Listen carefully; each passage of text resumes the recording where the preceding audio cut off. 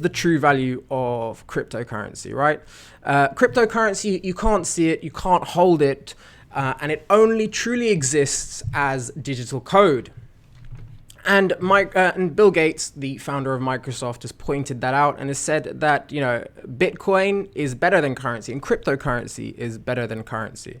So how is that the case? Well, it's pretty simple. Money sort of makes the world go around, but only because we let it, right? There is no tangible reason why the value of a £10 note is worth double that of a £5 note. If anything, and I'm talking about the UK, the £5 note uses blue ink and the £10 note uses red ink. Traditionally, blue ink is more expensive than red ink. But don't quote me on that. There might be a cheaper source of blue ink now. But anyways, so if blue ink is more expensive than red ink and the value of a £5 note is worth half that of a £10 note, why is that the case? Well, the case is because that is what we have been told to give it value. This is the value that has been given to it by a central authority in the case of the UK, the Bank of England, and this is what we perceive as the value attributed to that particular note or coin. Cryptocurrencies, on the other hand, are slightly different.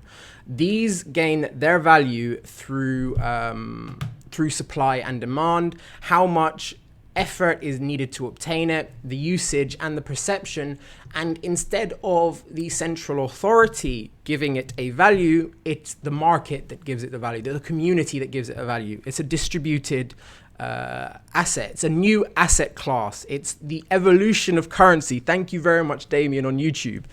So this is the thing, right? It naturally gains value through supply and demand, and it is pure mathematics. It is a hybrid asset class that is based purely on mathematical principles and not on anybody arbitrating value to it, which makes it completely groundbreaking. This is the first time in human history where mathematics has been solely in charge of a monetary governance. So this is the thing. With Bitcoin, there's only 21 million units of Bitcoin in existence, and it doesn't sound like, it does sound like a lot, but when you consider the fact that there are 382 million £5 notes in circulation from February 2017, the finite number of Bitcoins means that inflation isn't an issue, and as availability reduces, its value increases, but also you can divide Bitcoin much more than you can divide a £5 note. So also that shouldn't stifle circulation or supply. Effort equals value as well with Bitcoin and most cryptocurrencies. The harder something is to earn, the greater the value that is placed on it. And that's what happens with Bitcoin. So Bitcoin has a half-life. That means the algorithm that is the proof of work behind Bitcoin that verifies all of the transactions on the blockchain. This doubles in difficulty after a set amount of time, and that allows you to predict the rewards and the increase in Bitcoin in circulation that there will be. And the harder it gets to earn, obviously this has an impact on the price, and we've seen this throughout all of the previous halvenings within cryptocurrency and Bitcoin. Every time the halvening happens, the price of Bitcoin shoots up because it becomes more scarce. Using it now, this is the thing. Bitcoin's probably the most well-known of all cryptocurrencies, and this growth in popularity means that, number one, it is the most worked on cryptocurrency, it's the most worked on blockchain, it's the most worked on protocol.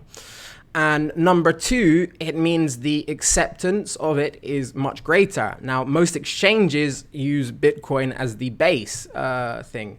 So most of the coins on every exchange can be bought and sold for Bitcoin.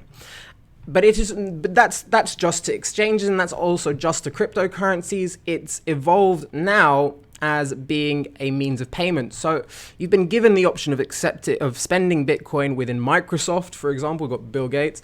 You can also spend it on cosmetics from Lush.com, on games at G2A, movies.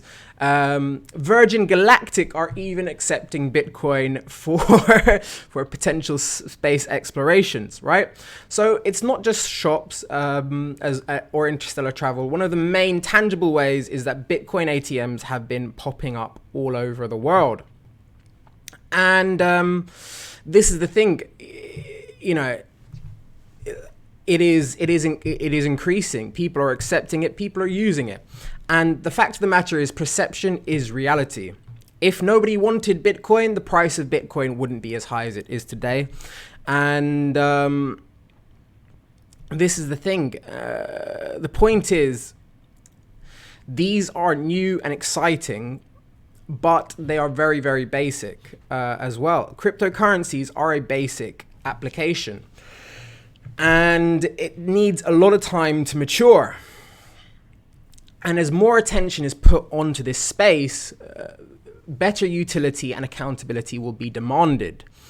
And this is where Wirex comes in. You know, we are dedicated to building the crypto community. We want to help provide you all of the things that you need to give you the best of both worlds, to bridge the gap between legacy systems and the cryptographic future. And we also want to be able to answer your questions, do these Q&A live, and more so. So Alexandra F has asked about, when will the new virtual cards come to France? Well, I've got some good news for you.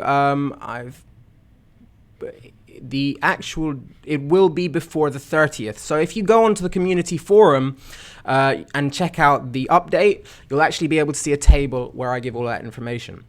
But back to the point, right? You know, what is the true value of cryptocurrency? Cryptocurrency, like I've said, is one application. It's the most basic application for the blockchain protocol. Currently, we're only, you know, blockchain is 9 years old in its current state, since, you know, the Bitcoin protocol was launched in 2008.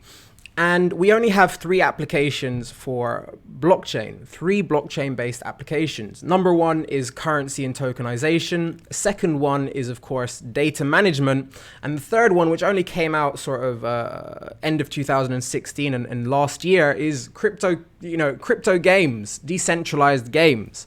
And decentralized games are actually a really big proof of concept in the long run with regards to decentralized applications. So this is what decentralized games can lead to. But we're still at the very, very beginnings of this protocol. The first email was sent in 1971 on the basic internet protocol. The first website was created by Tim Berners-Lee in 1989. So it took nearly 20 years to get from the first proper internet-based protocol application to the next sort of use case of the internet, which was the World Wide Web. So for us to have come 3 applications fast in 9 years sort of gives a lot of credence to Moore's Law. If you don't know what Moore's Law, I would definitely suggest looking at that. And this is the thing, this is the point. Bitcoin and cryptocurrency is just the blockchain proof of concept. It is proving the concept these protocols can work and they can host applications. Currency is just the simplest application for blockchain. It is just the tip of the iceberg. And in the same way we got from emails, which were lines of text back in 1971, to me being able to live stream and communicate with you guys all over the world, no matter the time or the weather, it is hopefully we will hopefully see the same level of extrapolation in blockchain-based applications as we did with internet-based applications. And we are in the extremely early stages, but it's huge.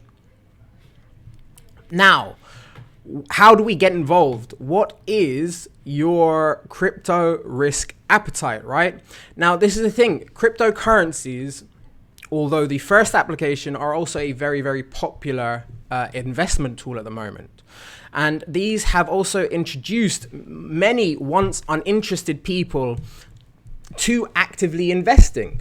But before you put a single penny into any sort of investment, it is absolutely vital that you appreciate the risk and you understand what you are investing in.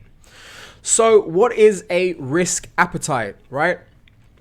Simply put, it's the amount of risk you can stomach. Broadly defined, it's your ability to psychologically and financially handle the possibility of negative outcomes, right? Now, how does this relate to cryptocurrency?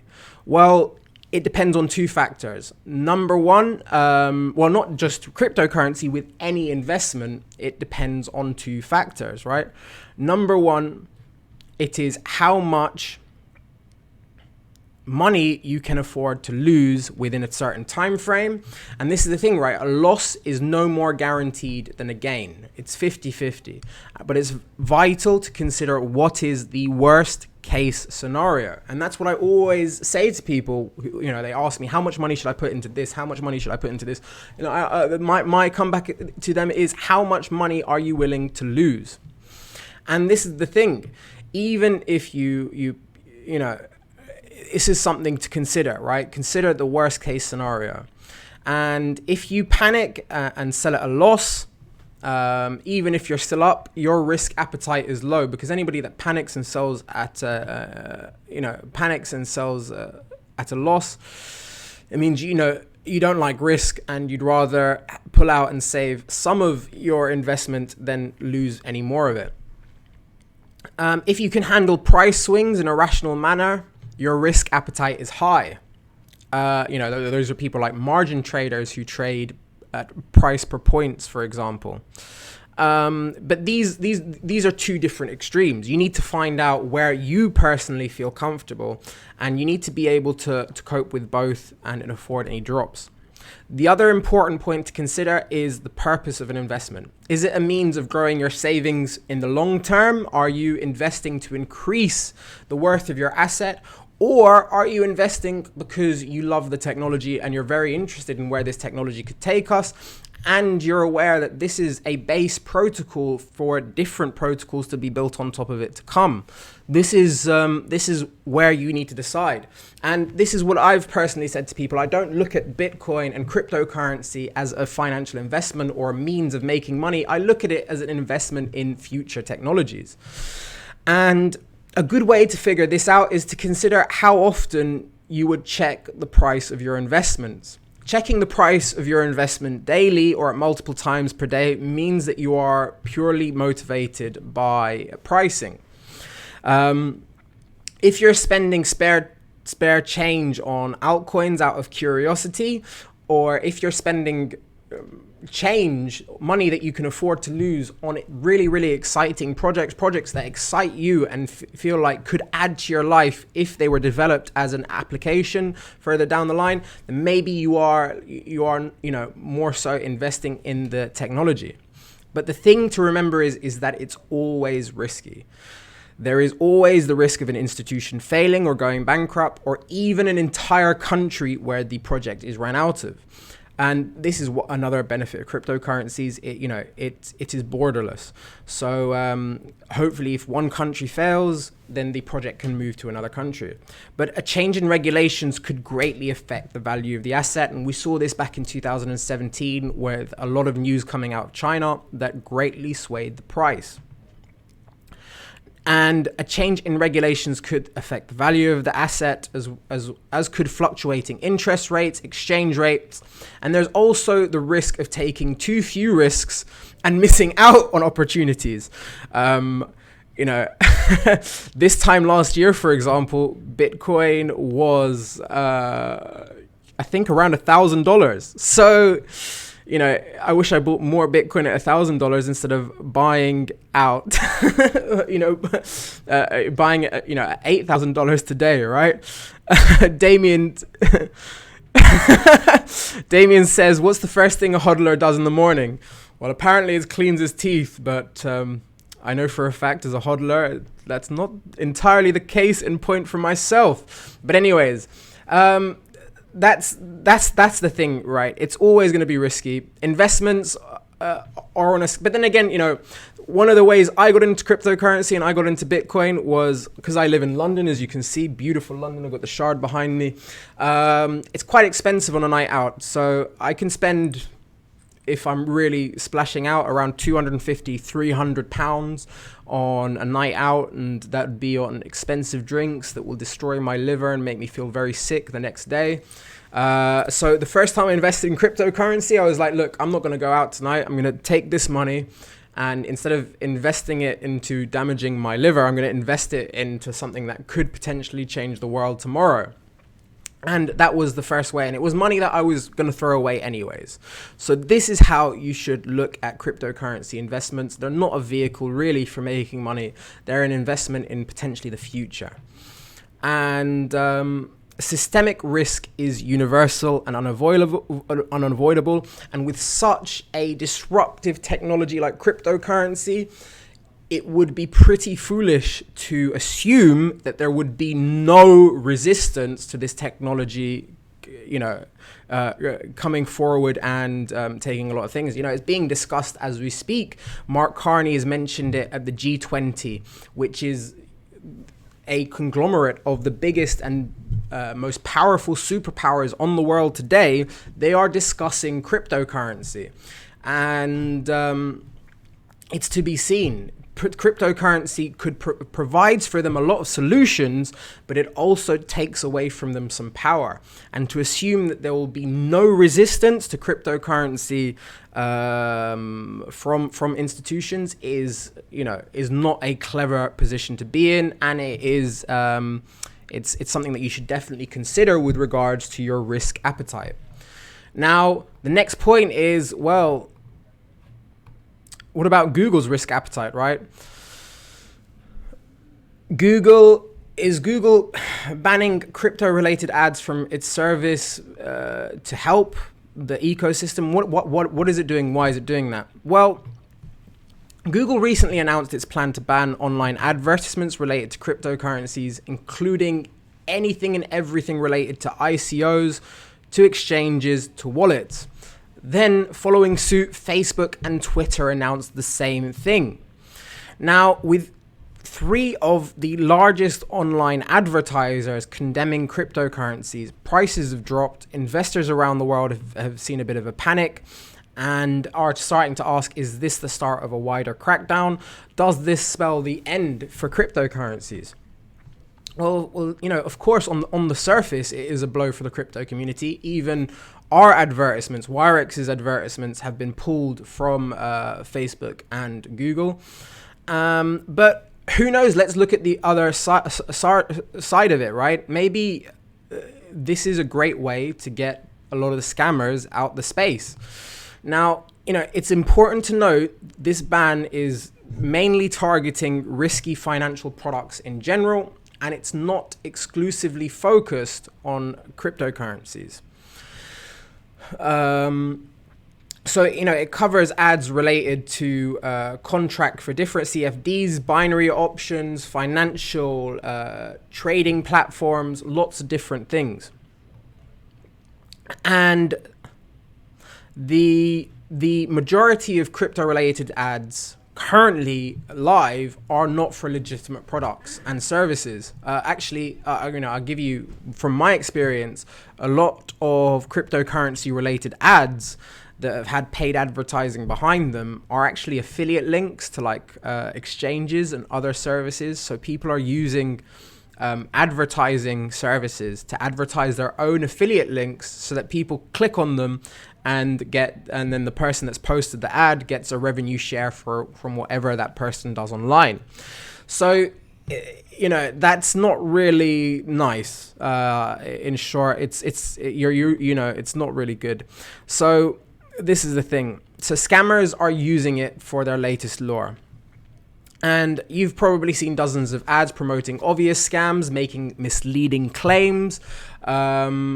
This is the thing. Now, you know, people on the local mum's website are not just discovering how to remove wrinkles and burn away their belly fat. Now they're also looking at this trick that apparently is telling them that they can turn £5 into £1 million. or they can see the next Bitcoin, which is, two of them have been highlighted as scams, or I definitely personally think that they're very scammy. OneCoin and Das Coin as well. It's another one. So this is the thing. At the moment, there isn't really enough protection for consumers. Many crypto companies are run by people with no relevant financial experience and without regulation or security certification. These adverts intentionally target those who don't understand what they're getting into, but are enticed by the promise of instant wealth. Now, this ban on crypto ads could be a good thing. Hopefully, it will cut back on the number of scammers and opportunists using Bitcoin as a vehicle for their scams. Scam coins, joke coins, get rich quick streams, BitConnect, everything. ICOs with no actual product and are just a fundraising scheme, right? So this is the thing, right? But again, we've got to skirt back and do another 180. Google announced this blanket ban on anything related to cryptocurrencies, including Bitcoin wallets. So we've been hit. Isn't this going to harm legitimate, fully regulated companies like Wirex? In the short term, possibly. We've already seen an impact, but it's not going to be a devastating blow. The other thing that this could also increase is usage of Google's competitors. So we've been looking at Bing, we've been looking at Yahoo, we've been looking at DuckDuckGo, we've been looking at so many different things. And the other thing is that most people have ad blocker these days anyways. So, you're probably using ad blocker right now. And even if you turn it off for certain sites, ad blocker has become necessary at times precisely because Google and other ad providers haven't done enough to protect users from predatory or annoying ads. So the other thing is that, there isn't much evidence anyways to indicate that these ads have played a significant part in the rise of cryptocurrencies. Most people in crypto have ad blocker and don't click on anything that says sponsored next to it, right? Do you remember the first time you heard about Bitcoin? It was from a friend or family member. Correct me if I'm wrong. It was definitely the same for me. My brother introduced me to the concept. It wasn't a news, it might have been from social media or in a news article, but probably not from an advert. It's not like Satoshi Nakamoto ran Facebook ads to promote Bitcoin or his white paper in the first place, right? In general, traditional advertising is becoming less and less important, and we've seen a growing number of successful subscription-funded sites which do away with advertising completely. We've seen the rise of sort of crowdfunding sites like Indiegogo and so forth that allow people to promote their product, get funding for their product, and get a customer base for their product all in one service. ICOs are another example of something as well that does that. It's everything. They build a community, they get you funding, and they help build a product too. And this is the thing, right? Just because ads don't work like they used to, most people don't notice them anymore. And most people don't intentionally click on them anyways. And this has led to many sites and companies to try and use increasingly innovative ways to try and earn revenue. One example is Uber. Uber had a really, really cool affiliate scheme where it would give people £10 off their next ride, well, here in the UK anyways, for every friend you referred to their service. Wirex also does the exact same thing. You have an affiliate link within Wirex that allows you to share your affiliate link with your friends, and if they subscribe to the service, you then earn a percentage of Wirex's revenue from referring your friend. So this is the thing. Ads are becoming less important. Building something that's good enough to spread through word of mouth and positive press coverage is much more important.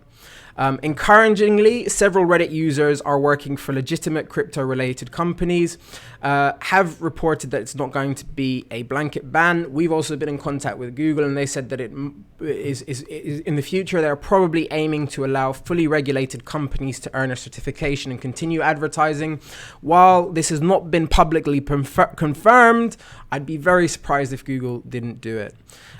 So why did this announcement cause a price drop then? Well, I don't think the announcement by itself caused the price drop. I think it was a variety of different reasons. We also had the Goxing of 2018 and lots of different things that have come into the space.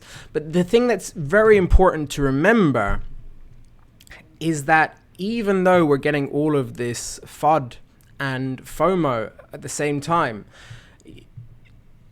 let's not focus on the price. I mean, 1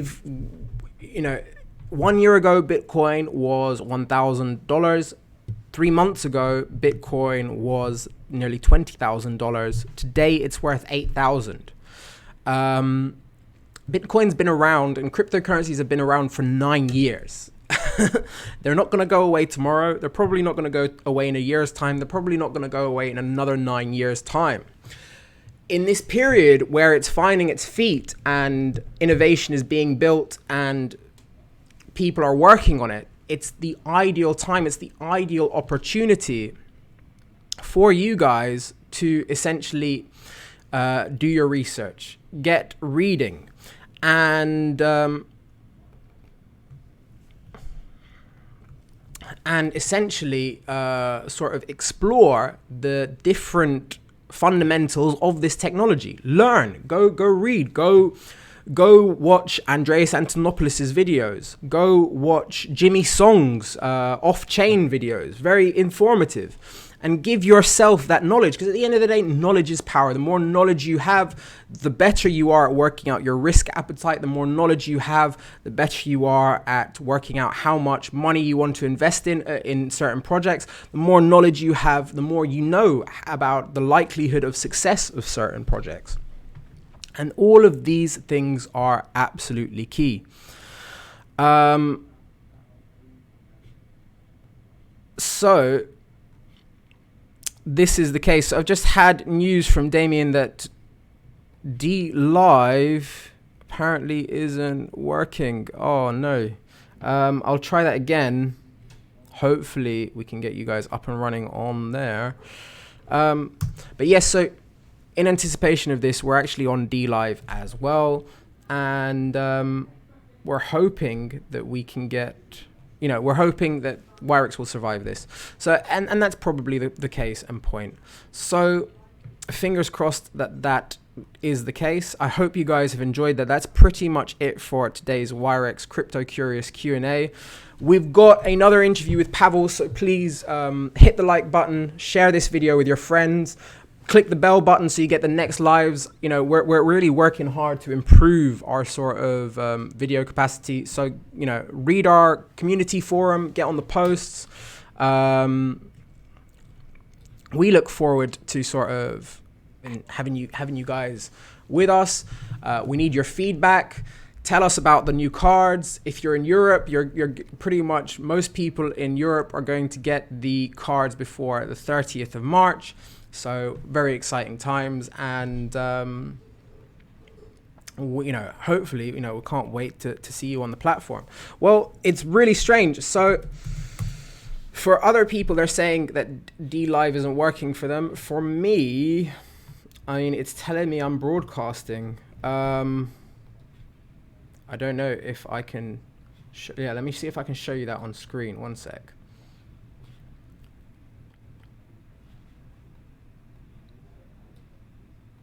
So, but you're right. I've clicked on the link as well, and the link hasn't worked. But there I am on DLive. But to be honest, the fact I've tried using DTube before in the past. It's still in beta. You've got to remember that this is still in beta, and it's very likely they're going to need some more time to work out the kinks. The stream is working apparently to them, but the link isn't. So apologies for that, guys. Let's give DLive a bit of a nudge, and hopefully they can fix up for the next streams as well. But thank you very much for joining me today. My name's Raphael, your Wirex Community Manager. I hope you've enjoyed that Crypto Curious Q&A, and keep it Wirex. Look out for the new buy Bitcoin via credit debit card top-up feature that's coming back to the application, and you'll be able to purchase up to £500 euros or £500 per currency per day by any 3D secured card, as long as you have a verified account. So that's pretty much everything from me today. I hope you've enjoyed that, and I look forward to seeing you guys on the next live stream. Thank you very much again.